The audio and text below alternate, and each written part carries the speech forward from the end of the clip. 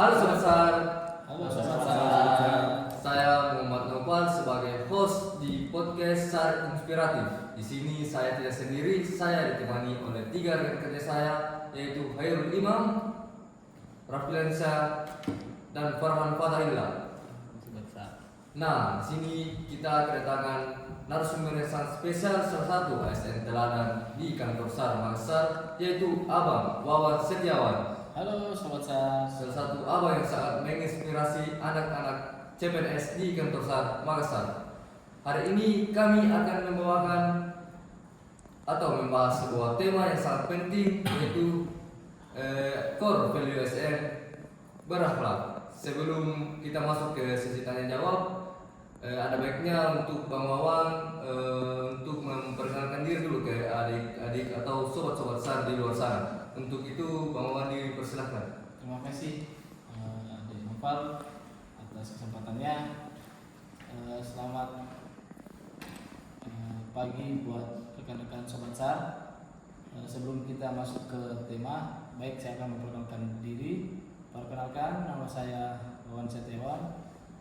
Saya masuk di Basarnas angkatan 2010. Alhamdulillah udah 15 tahun dan ada beberapa diklat yang kami sudah lalui. Mungkin yang pertama adalah diklat SAR yang utama. Sebelum kami masuk di Basarnas, itu adalah landas SAR yang utama, termasuk dengan adik-adik kita.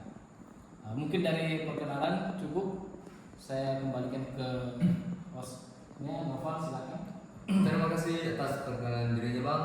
Langsung saja ke pertanyaan yang akan kita berikan kepada narasumber kita. Untuk itu pertanyaan pertama dipersilakan.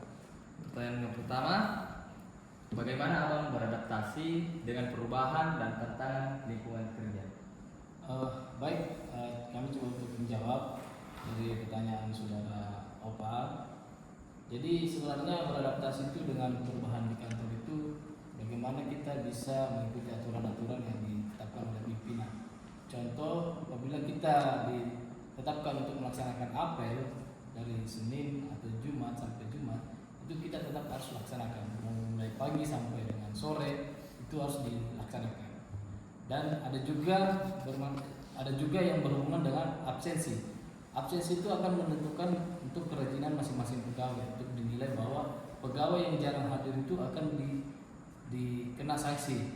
Walaupun ada pegawai yang rajin mungkin akan dapat reward. Ada beberapa aplikasi yang dibuat oleh kantor SAR Makassar, termasuk Simpatisan, itu sangat bagus, terinspirasi buat kita yang ada di kantor SAR Makassar. Mungkin seperti itu untuk saudara Nopal. Terima kasih atas jawaban yang diberikan. Dan untuk pertanyaan kedua dipersilakan. Baik, pertanyaan dari saya, bagaimana Abang dapat menjaga hubungan yang baik dengan sesama rekan kerja? Untuk pertanyaan kedua, bagaimana menjaga hubungan baik dengan rekan kerja? Yang pasti adalah kita harus saling menghargai satu sama lain. Mau beda agama atau beda suku, tetap kita selalu saling menghargai. Terus apapun yang dilaksanakan oleh teman-teman atau adik-adik yang ada di Makassar, melaksanakan kerja atau tugas, itu kita harus melaksanakan dengan bersama supaya pekerjaan yang harusnya sulit itu bisa jadi mudah dan bisa cepat selesai seperti itu. Terima kasih. Untuk itu pertanyaan ketiga dipersilakan. Baik, untuk pertanyaan ketiga, bagaimana Abang menunjukkan loyalitas terhadap instansi yang kita cintai ini? Untuk loyalitas sebenarnya itu sudah ada di kita seorang pegawai atau sebagai rescuer. Loyalitas itu yang pertama adalah bagaimana kita harus bertanggung jawab dalam melaksanakan tugas tupoksi kita. Contoh, mungkin kita harus betul-betul melaksanakan siaga atau pencarian dan pertolongan atau operasi SAR, terus latihan. Itu adalah salah satu contoh loyalitas yang harus kita laksanakan.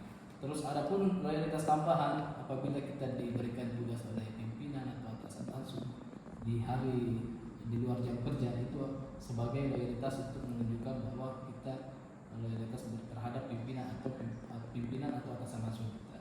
Seperti itu. Oke, pertanyaan selanjutnya. Baik, untuk pertanyaan keempat, di era digitalisasi sekarang, bagaimana pengalaman Abang ketika menghadapi tuntutan tuntutan masyarakat saat operasi SAR? Ini salah satu pengalaman kita pada saat teman-teman respon di lapangan melaksanakan operasi SAR. Ini sudah sering terjadi pada saat melaksanakan operasi SAR itu, kadang memang banyak tuntutan dari masyarakat atau keluarga korban.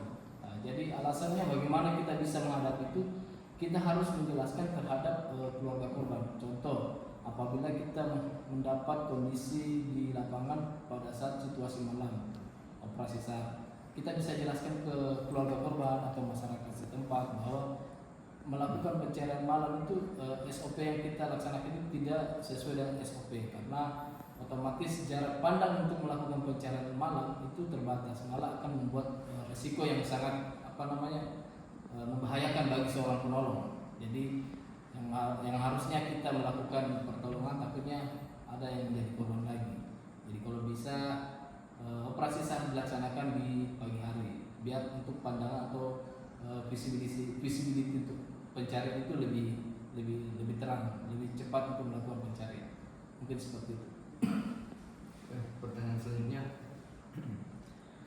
Apa arti loyalitas bagi abang sebagai ASN dan bagaimana cara abang menunjukkannya? Untuk loyalitas sendiri, ini apa arti loyalitas kita pada saat sebagai ASN itu, yaitu loyalitas mungkin masalah disiplin waktu, ya. Kita harus disiplin waktu, terus bagaimana kita kerapian kita harus kita jaga, performance kita pada saat kita melaksanakan tugas di luar itu harus utamakan performance kita, biar kita bisa dinilai dari instansi-instansi lain bahwa Basarnas memiliki performance seperti ini, tampilannya seperti ini. Kalau untuk masalah loyalitas waktu itu kita harus komitmen dengan waktu, jangan melanggar aturan-aturan yang sudah ditetapkan oleh kantor. Seperti itu. next pertanyaan selanjutnya, Pertanyaan selanjutnya, apa yang abang lakukan untuk memastikan kompetensi untuk berkembang? Untuk melakukan kompetensi biar kita bisa mengembangkan pengetahuan atau ilmu-ilmu yang ada di Basarnas atau di usaha. Yang pertama adalah kita harus menjaga kesehatan atau kebugaran tubuh, yaitu dengan cara kita melaksanakan kesamaptaan yang sudah dijadwalkan oleh kantor SAR masing-masing. Contoh, di setiap hari Selasa, Kamis, dan Jumat itu ada olahraga umum.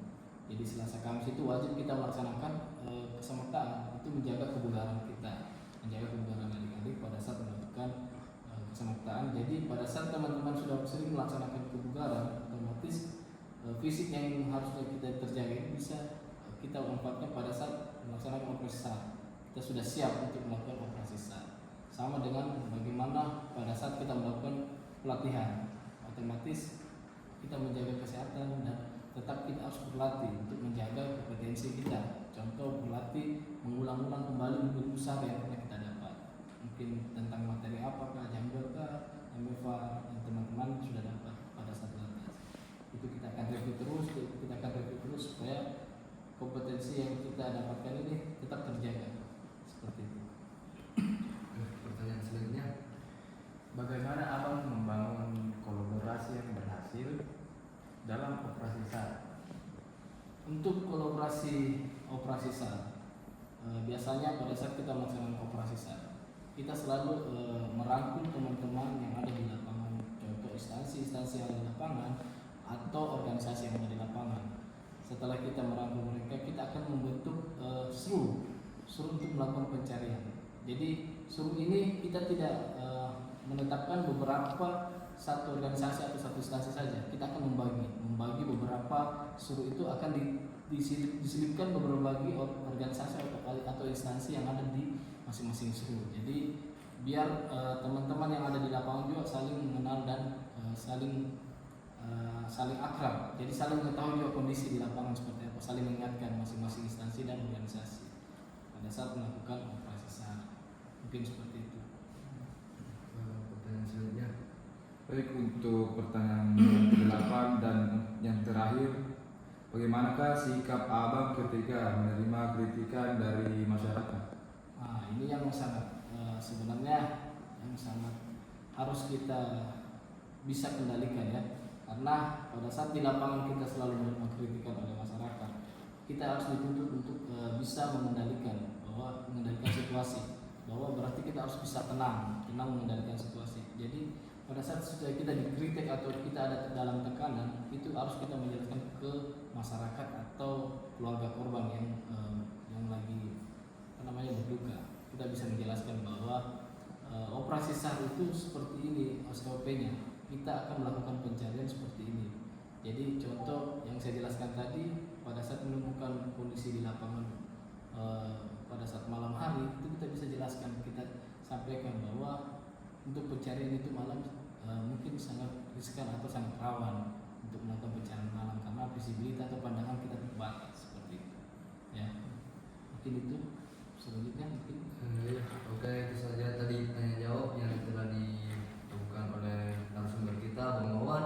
Sebelum kita menutup podcast kami, apakah ada kesan atau pesan kepada adik-adik atau sobat SAR di luar sana, Bang Wawan? Baik, terima kasih untuk saudara Novel untuk kesempatannya. Mungkin untuk pesan kami itu adalah kami bangga bisa menolong banyak orang yang membutuhkan bantuan SAR. Itu pesan saya, kami sangat bangga karena itu adalah salah satu pekerjaan yang sangat mulia ya, sobat SAR ya, sangat mulia. Jadi kami bangga untuk melakukan pertolongan. Terus untuk pesan kami adalah tetap semangat berbuat kebaikan ya. Jangan bosan-bosan untuk melakukan pertolongan terhadap orang yang membutuhkan pertolongan SAR. Terus jangan lupa pada saat kita melakukan pertolongan, pesan saya ingatkan untuk teman-teman penolong atau seorang sobat SAR yang melakukan pertolongan, jangan lupa utamakan safety untuk melakukan pertolongan. Salah satu utama adalah kita harus safety dulu baru melakukan pertolongan. Mungkin itu kesan dan pesan kami. Saya kembalikan ke saudara. Terima kasih banyak Bang Wawan. Mungkin itulah tadi kesan yang dibawakan dari Bang Wawan yang sangat menginspirasi sobat SAR di luar sana. Mungkin cukup sekian dari kami. We are family, profesional, modern, terwiji. Assalamualaikum warahmatullahi wabarakatuh.